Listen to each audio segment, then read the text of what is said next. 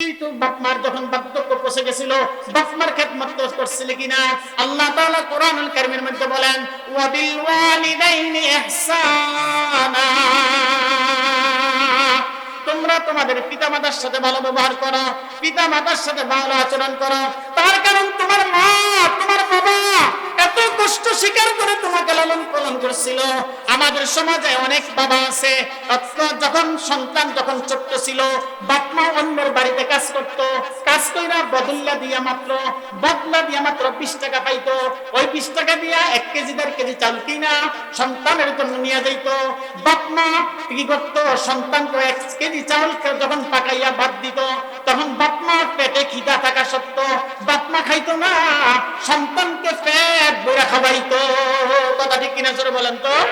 আজকে আফসোস, অনেকের বাপ মা এত কষ্ট স্বীকার করে সন্তানকে লালন পালন করছে, কিন্তু সেই মার খেদমত পরিপূর্ণভাবে করে না। বাপ মার মায়ের বাবার খেদমত, বাবার খোঁজ খবর রাখে না, বাবার জন্য দোয়া করে না। বাপ মরে গেছে, মা মরে গেছে, বাপের দেওয়া বাড়িতে থাকে, মার কষ্টের অর্জিত টাকা ইনকাম কইরা মা কি করছেন? জমাইয়া সন্তানের জন্য কিছু করে গেছেন, সেই মায়ের দেওয়া জিনিস বস্তু ব্যবহার করতেছে। কিন্তু আফসোস আফসোস, মার কোনো খোঁজ খবর, মার জন্য একটু হাত দিলে দোয়া করবে, রব্বির হামহুমা কামা রাব্বায়ানি সগীরা, তারপরে তার সুযোগ হয় না। হযরত আব্দুল্লাহ ইবনে হযরত আব্দুল মালিক দিনার রাহমাতুল্লাহ আলাইহি একজন বড় বুজুর্গ আল্লাহর ওলি ছিলেন। তিনি বলেন, এমন একজন ব্যক্তি ছিলেন যে আল্লাহ রাব্বুল আলামিন একটা ব্যক্তির একটা কর্মের কারণে তার বাপ মাকে জান্নাতে যাওয়ার আগে জান্নাতের তরমুজ খাওয়াইছে। জান্নাতে যাওয়ার আগে জান্নাতের কি খাওয়াইছে? বলেন, জান্নাতের কি?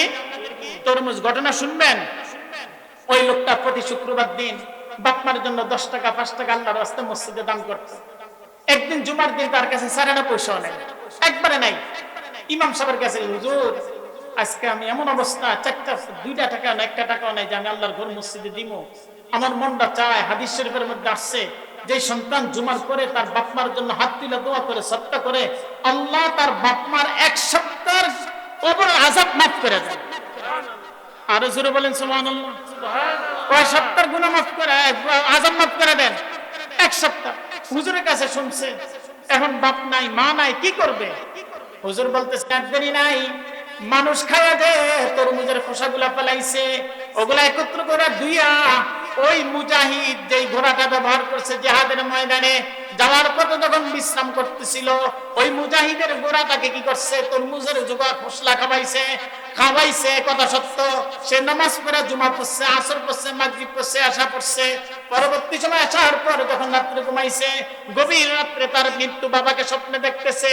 স্বপ্নে তার বাবাকে বলতেছে বাবা, ছেলেকে বলতেছে বাবা, সন্তানকে বলতেছে বাবা, তুমি শেষ পর্যন্ত আমাকে জান্নাতের তরমুজ কবরে খাওয়াইলা। কিসের বিনিময়ে খাওয়াইছে বলেন না? কিসের বিনিময়? সামান্য একটা বালকা খাবানোর কারণে, জোগা খোসা খাবানোর কারণে। এ ভাই, আজকে আমাদের অনেকের মা নাই রে, অনেকের বাবা নাই, যেই বাবা আমাদের এই জন্য কত ত্যাগ স্বীকার করছে, কেউ মা কত ত্যাগ স্বীকার করছে। আমরা আমাদের এই চাঁদপুরের এই ঘটনা 98 কি 97-তে লসডুবিতে অনেক লোক মারা গেছে। যখন জাফরাবাদ মাদ্রাসায় পড়ি, একটা লোক তার সন্তান মারা গেছে, মা যখন শুনল সন্তান লসডুবিতে মারা গেছে, 1 সপ্তাহ লাগে তার। ওই মা একবার দৌড়ে নদীর পার, আরেকবার তার বাড়িতে আসে, আবার দৌড়ে আবার আসে, আর চিল্লা বলে আমার ছেলের লাশটা নাকি না জানি বাইসা উঠছে। মা যে কি জিনিস!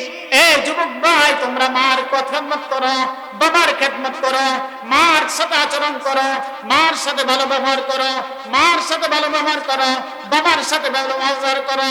আজকে তুমি টাকার জোরের কারণে মাকে ভুলে গেছো, বাবাকে ভুলে গেছো, শ্বশুর শাশুড়ির খোঁজ খবর রাখো বেশি। মনে রাখবা, শ্বশুর শাশুড়ির খেদমত করা তোমার জন্য ফরজ না, কিন্তু বাপ মার খেদমত করা তোমার জন্য ফরজ। আমাদের সমাজে আসেনি এরকম বাপমার অবাধ্য সন্তান? আসেনি? আছে কিনা জোরে বলেন। দরকার, আজকে দরকার। যুবক শ্রেণীরা এত পর্যায়ে, এত খারাপ পর্যায়ে পৌঁছে গেছে, বউর কথা শুনা, বউ যেখানে বলে সেখানে দিলে, বউ যেখানে না করবে সেখানে সারানা দিতে রাজি না। লাভ নাই, লাভ নাই, কোনো লাভ নাই। ফেরেশতাদের বাড়ি ঠেলে তুমি রাস্তা তালাশ করে করতে পারবে। যেই মা আপনার জন্য এত কষ্ট স্বীকার করলো, হযরত মূসা আলাইহিস সালাতু ওয়াস সালামের জামানায় একটা সামান্য কসাই মার খেদমত করার কারণে আল্লাহ তাআলা তার তবকা, তার মর্যাদা এত উঁচু করে দিয়েছেন যে জান্নাতের মধ্যে ওই জামানার একজন নবীকে তার সঙ্গী বানিয়ে দিয়েছেন। এই ঘটনা জানেন তো আপনারা? জানেন তো? তার সঙ্গী বানিয়ে দিয়েছেন। কি মনে করতেছি মা যে কি জিনিস, মার খেদমত, বাবার খেদমতের কারণে মুসিবত থেকে আল্লাহ তাআলা উদ্ধার করে। এরা বাস্তব প্রমাণ আমার জীবনে দেখছি। আমার মা ইন্তেকালের পরে আমার বাবা জীবিত থাকালীন অবস্থায় আমি যখন 10টা দিন আয়নাঘরের মধ্যে আবদ্ধ ছিলাম, বাবার দোয়ার বরকতে আল্লাহ তাআলা আমাকে বিনা সারা আল্লাহ তাআলা আমাকে মুক্তি দান করছেন। একবার মুক্তি দিয়ে দিয়েছেন, কোনো কিচ্ছু হয় না, শুধু আব্বার জানের রহমতুল্লাহ আলাইহির দোয়ার কারণে। বাপমার দোয়াতে সন্তানের জন্য কতটুকু সার্থক। মা বাপমা যদি ঠোঁট লাগতে দেরি, আল্লাহ দোয়া কবুল করতে দেরি করেন না। আল্লাহ রাসূল সাল্লাল্লাহু আলাইহি সাল্লাম বলেন, হুমা জান্নাতুকা হুনা নারুকা, বাপ্পাই তোমার জন্য জান্নাত। সম্মানিত উপস্থিতি, এরপর কিন্তু আরেকজন বক্তা আছে, আপনারা আবার চলে দেন না, একটু মেহেরবানি করে শুনেন, কথাগুলো শুনেন। অনেক বয়ান তো শুনছেন, কিছু শুনেন। রাসূল আকরাম সাল্লাল্লাহু আলাইহি সাল্লাম ইরশাদ করেন, হুমা জান্নাতুকা হুমা নারুকা, বাপ্পাই তোমাদের জন্য জান্নাত, বাপ্পাই তোমাদের জন্য জান্নাত। বাপ্পা যদি তোমার উপরে সন্তুষ্ট থাকে তাহলে কি দিবেন আল্লাহ? জোরে বলেন কি দিবেন? আরো জোরে বলেন কি দিবেন? আরো জোরে বলেন কি দিবেন? আর বাপ্পা যদি তোমাদের জন্য, তোমাদের প্রতি অসন্তুষ্ট হয় তাহলে আল্লাহ তাআলা তোমাদেরকে কি দিবেন? জাহান্নাম দিবেন। কি দিবেন? জাহান্নাম কি ভালো জিনিস? জাহান্নাম কি জিনিস? আহা, রাসূল আরবি সাল্লাল্লাহু আলাইহি সাল্লাম বলেন, ভাই প্রেসার কুকারের মধ্যে কি পাক করা হয়? গোশত, মাংস, বিভিন্ন ধরনের হাড্ডি সহকারে গোশত পাক করা হয়, যার চতুর্দিকে লোহা, ডাইনে লোহা, বামে লোহা, উপরে লোহা, সবকিছুর মধ্যে লোহা। তখন ওই লোহার জিনিসটা কি করা হয়? আগুনের মধ্যে যখন চড়াইয়া দেওয়া হয় তখন দেখা যায় মাংসগুলা কি হয়ে যায়, গোশতগুলা আপনার তুলার মতো নরম হয়ে যায়। এমনকি ভালো মতন জাল দিলে হাড্ডিগুলা পর্যন্ত কি হয়ে যায়? হাড্ডিগুলা পর্যন্ত আপনার নরম তুলার মতো হয়ে যায়। ঠিক তদ্রূপ জাহান্নামের আগুন কিন্তু খুব ভয়ঙ্কর। জাহান্নামের লেপ আছে, জাহান্নামের তোষক আছে। আগুনের আবার কি আছে? পোশাক আছে। আগুনের কি আছে? আপনার পোশাক আছে, আগুনের রুমাল আছে, আগুনের পানি আছে। তো কেমন খাবার? আল্লাহ তাআলা জাহান্নামীদেরকে কি খাবার দিবে জানেননি? তো বুলাস নামক খাবার। যে বুলাস খাবার কেমন খাবার জানেননি? যেই তিতার উপর আর কোনো তিতা নাই এবং যেই দুর্গন্ধের উপর আর দুর্গন্ধ নাই। মানুষ পয়সা গেলে যেরকম দুর্গন্ধ কয় ওরকম দুর্গন্ধযুক্ত খাবার, এবং যেই তিতার উপর আর কোনো তিতা নাই, এই তিতাযুক্ত দুর্গন্ধযুক্ত জাহান্নামীদেরকে কি দিবেন বলেন না? খাবার দিবেন। এগুলা দিবেন খাইতে। এগুলা খা। কেন অন্য কাজ করলি? বাপ মানে না খাবাইয়া কেন অন্যদেরকে খাবাইনি? আমাদের সমাজে এমন কিছু লোক আছে, বন্ধুর পিছনে খরচ করতে রাজি আছে, অন্য জায়গায় খরচ করতে রাজি আছে, কিন্তু বাপমার পিছনে খরচ করতে রাজি না। আমরা বাপমার পিছনে খরচ করতে রাজি থাকবো না ইনশাআল্লাহ। কার মা নাই, কার বাপ নাই, একটু হাত উঠান দেখি। কার মা নাই, বাপ নাই, একটু হাত উঠান দেখি। মা নাই, বাপ নাই, হয়তো মা আছে, বাপ নাই। একজন দেখেন, একজনও নাই। একটা তো আছে, আর দুইজনের একজন নাই। হেরা হাত উঠান, কেরা আছেন বলেন? আল্লাহ যাদের বাপমা চলে গেছে এদের সবার জান্নাতবাসী করে দিও, সবাই বলে আমিন।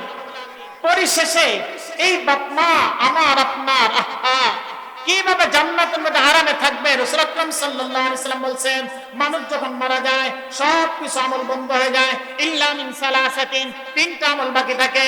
ওয়ালাদুন সালিহুন, নেককার সন্তান, আও সাদকাতুন জারিয়াতুন, এবং সদকা জারিয়া। যেই জায়গায় সদকা করলে, যেই জায়গায় দান করলে, যেই দানটা মৃত্যুর পরে আত্মীয় পাবেন, আপনার মাও পাবে, আপনার বাবাও পাবে, আপনার সন্তান মারা গেলে তারাও পাবে। এই সদকা করার জন্য বলছেন আল্লাহ রাব্বুল আলামিন আমাদেরকে একটা রাস্তা তৈরি করে দিয়েছেন। পৃথিবীর বুকে কোথায় এমনও নাই যেখানে রাস্তা নাই, দেখা যায় এককভাবে করে। আলহামদুলিল্লাহ এই মাদ্রাসাটা সবার অনুদানের মাধ্যমে, সাদাকার মাধ্যমে মাদ্রাসাটা করে, বিশেষ করে আমাদের জনাব আব্দুল হালিম